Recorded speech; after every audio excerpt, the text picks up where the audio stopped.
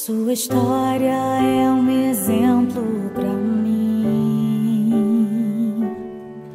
O seu testemunho tem me aproximado de Deus. Se eu viver mais de 80 anos, quero ser como você, pastor.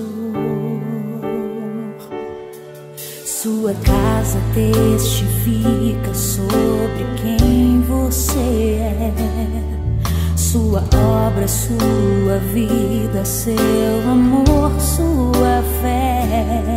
Os meus filhos vão saber que se eu hoje adoro a Deus, é por tudo que você me ensinou.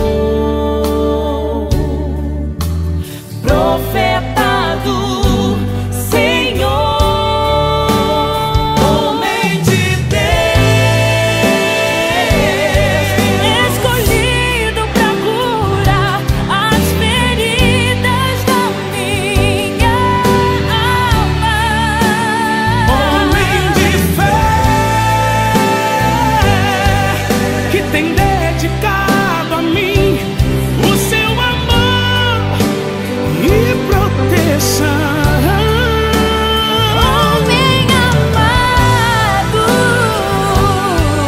quando fala faz arder dentro de mim o coração. Pastor, você é o profeta da minha geração. Você é o profeta da minha geração. Você é o profeta da minha geração.